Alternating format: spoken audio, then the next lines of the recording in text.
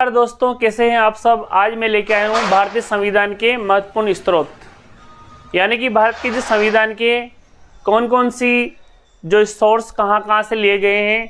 तो सबसे पहले भारत शासन अधिनियम। तो भारत शासन अधिनियम जब भारत के आज़ाद होने से पहले भारत की जो शासन व्यवस्था भारत शासन अधिनियम 1935 के तहत चल रही थी, यानी कि 1935 के अंदर जो शासन व्यवस्था थी उसके अनुसार हमारा कानून चल रहा था। तो हमारा जब संविधान बन के तैयार हुआ तो संविधान के अंदर 395 अनुच्छेद थे और 395 अनुच्छेद के अंदर लगभग भारत शासन अधिनियम से 250 जो आर्टिकल्स है भारत शासन अधिनियम से लिए गए। तो हम कह सकते हैं कि हमारे जो संविधान का जो सोर्स है वो मूल सोर्स कहाँ से आता है, भारत शासन अधिनियम से। अब हम स्टार्ट करते हैं। सबसे पहले भारत शासन अधिनियम से क्या क्या लिया गया है। तो न्यायपालिका, यानी कि जो देश के अंदर सुप्रीम कोर्ट है यानी कि सर्वोच्च न्यायालय और राज्य के अंदर हाई कोर्ट है यानी कि उच्च न्यायालय, उसकी स्थापना। और केग क्या है, कंट्रोल और ऑडिटर जनरल, यानी नियंत्रण और महालेखा परीक्षक, जो कि केंद्र और राज्य के जो वित्त संबंधी ऑडिट और पेरा करते हैं। और इनका जो आर्टिकल 148 के अंदर इनका उल्लेख है, 148 के अंदर केग पद का उल्लेख है 151 तक। अगला है संघ लोक सेवा आयोग, यानी कि देश के अंदर अखिल भारतीय सेवाओं को आयोजित कराते हैं संघ लोक सेवा आयोग, यानी कि IAS IPS वगैरह की भर्तियों के लिए। अगला आता है ब्रिटेन। तो ब्रिटेन से क्या लिया गया है। तो दोस्तों ब्रिटेन से संसदीय प्रणाली, यानी कि संसद की व्यवस्था ब्रिटेन से ली गई है। संसद के विशेषाधिकार, यानी कि संसद को विशेष पावर है, उसका उल्लेख यानी कि वो हमारे ब्रिटेन के संविधान से लिए गए हैं। अगला है विधि का शासन, यानी कि विधि की सर्वोच्चता, यानी कि शासन किसका है, विधि का, यानी कि कानून चलाएगा। एकल नागरिकता। तो दोस्तों हम भारत के नागरिक हैं, हम सभी कहते हैं हम भारत के नागरिक हैं, हम कभी यूं नहीं कहते कि मैं उस राज्य का नागरिक हूं, यानी कि एकल नागरिकता का प्रावधान ये भी ब्रिटेन के संविधान से लिया गया है। मंत्रिमंडलीय व्यवस्था, यानी कि संसद के अंदर यानी कि केंद्र की जो कैबिनेट जो है, कार्यपालिका, मंत्रिमंडल, उसकी व्यवस्था का उल्लेख भी या उसकी व्यवस्था भी ब्रिटेन के संविधान से ली गई है। अगला आता है USA, यानी कि यूनाइटेड स्टेट ऑफ अमेरिका। तो अमेरिका से क्या लिए गए हैं, अमेरिका से मौलिक अधिकार, यानी कि फंडामेंटल राइट, जो हमारे आर्टिकल 12 से लेके आर्टिकल 35 के अंदर हैं। जो मूल संविधान के अंदर पहले 7 मौलिक अधिकार थे, एक मौलिक अधिकार जो संपत्ति का जो अधिकार है उसको हटा दिया गया है, वो मूल अधिकार अमेरिका से लिए गए।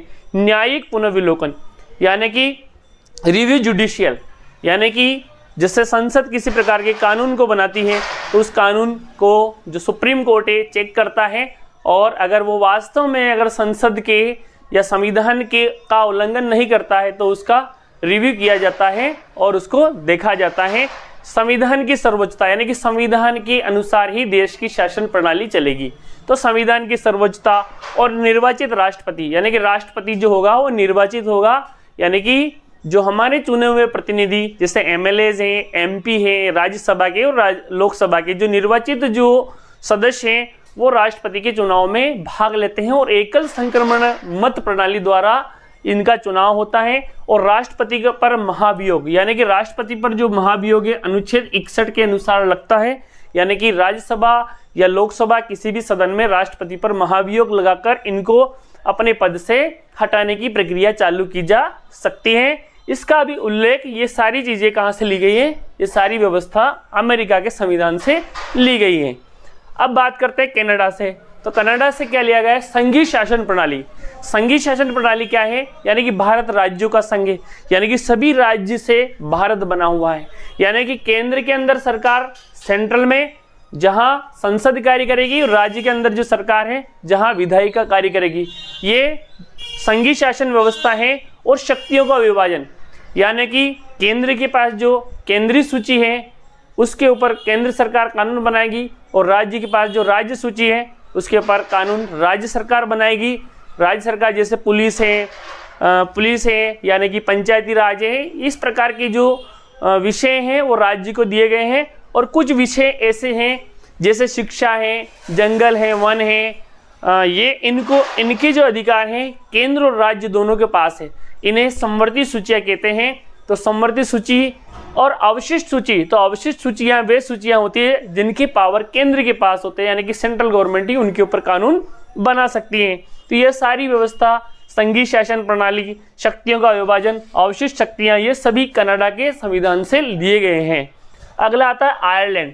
तो नीति निर्देशक तत्व जो कि लोक कल्याणकारी राज्य की स्थापना के लिए हमारे संविधान में जोड़े गए हैं, यानी कि राज्य का ये दायित्व होगा कि वो अपनी जनता को खुश रखे और जनता को समय समय पर उनके जो अधिकार हैं उनको दें और उनके जो भी ज़रूरतें हैं उनको पूरी करें। तो जो नीति निर्देशक तत्व आर्टिकल 36 से 51 के अंदर आते हैं। DPSP, directive of principle state policy, उनका प्रावधान आयरलैंड के संविधान से लिया गया है। राज्यसभा में मनोनयन, यानी कि जो राष्ट्रपति जो होते हैं, राष्ट्रपति राज्यसभा में 12 सदस्यों को मनोनीत कर सकते हैं, उनको ये पावर है।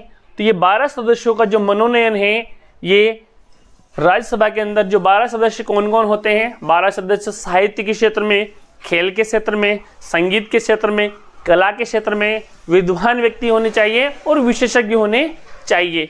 उनको राष्ट्रपति राज्यसभा में मनोनीत कर सकते हैं, ये उनको पावर है। ये आयरलैंड से लिए गए हैं। दक्षिण अफ्रीका, जो साउथ अफ्रीका से हमारे संविधान संशोधन की जो प्रक्रिया है, यानी कि संविधान में संशोधन किया जा सकता है समय समय पर, ये हमारे आर्टिकल 368 के अंदर है संविधान संशोधन की प्रक्रिया, जो कि दक्षिण अफ्रीका से ली गई है। तो ये भी बहुत ही महत्वपूर्ण क्वेश्चन है। कई बार एग्जाम्स में पूछा जाता है कि संविधान संशोधन की प्रक्रिया किस आर्टिकल में है? 368 में। कहाँ से ली गए हैं? तो दक्षिण अफ्रीका से लिए गए हैं। अगला आता फ्रांस से। तो फ्रांस से कई बार प्रश्न आता है कि गणतंत्र शब्द कहाँ से लिया गया है? तो गणतंत्र कहाँ से लिया गया है? फ्रांस के संविधान से। समानता, स्वतंत्रता और बंधुत्व। समानता यानी कि सभी समान है, स्वतंत्रता यानी कि सब फ्रीडम रहे, बंधुत्व यानी कि भाईचारे से रहे, और गणतंत्र यानी कि देश जो है, ये यहाँ का जो शासन प्रणाली है वो हमारे द्वारा ही चुने हुए व्यक्ति द्वारा, यानी कि जैसे राष्ट्रपति के नाम से चलेगी।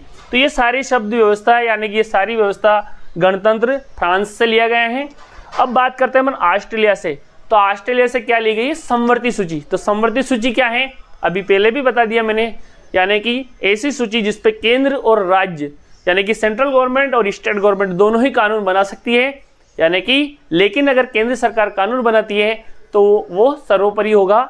जैसे शिक्षा है, तो शिक्षा समवर्ती सूची के अंदर आता है। जैसे अभी नई जो एजुकेशन पॉलिसी बनी तो वो केंद्र सरकार द्वारा बनाई गई, तो वो सभी स्टेट को फॉलो करनी है। संयुक्त अधिवेशन। तो संयुक्त अधिवेशन क्या है? राष्ट्रपति, लोकसभा और राज्यसभा, यानी कि राज्यसभा उच्च सदन और लोकसभा निम्न सदन, दोनों को साथ में एक जगह बिठाते हैं और उनकी बैठक बुलाते हैं। और संयुक्त अधिवेशन की बैठक की अध्यक्षता लोकसभा अध्यक्ष यानी कि स्पीकर करते हैं। इसका प्रावधान ऑस्ट्रेलिया के संविधान से लिया गया है। जर्मनी, आपात प्रबंधन। तो आपात प्रबंधन की व्यवस्था, जैसे राष्ट्रपति आर्टिकल 352, 356 और 360। 352 के तहत देश के अंदर आपात व्यवस्था युद्ध की स्थिति में और सशस्त्र विद्रोह की स्थिति में, शांति भंग की स्थिति में, और राज्य के अंदर 356 का प्रयोग करते हुए आपातकाल लगाया जा सकता है राष्ट्रपति द्वारा। ये उनको पावर है। राज्य के अंदर 356 के अंदर राज्य के अंदर अगर संवैधानिक तंत्र विफल हो जाता है, तो संविधान की व्यवस्था विफल हो जाती है, यानी कि वहाँ की सरकार सही ढंग से काम नहीं कर रही है, तो राज्य के अंदर राष्ट्रपति शासन लागू हो सकता है। और अनुच्छेद 360 जो है, 360 के अंदर वित्तीय आपातकाल घोषित कर सकते हैं राष्ट्रपति। तो यह आपात प्रबंधन जो है उसके समय जो मूल अधिकार हैं, तो मूल अधिकारों को कंट्रोल किया जा सकता है, या मूल अधिकारों को, कुछ मूल अधिकारों को रोका जा सकता है राष्ट्रपति के द्वारा।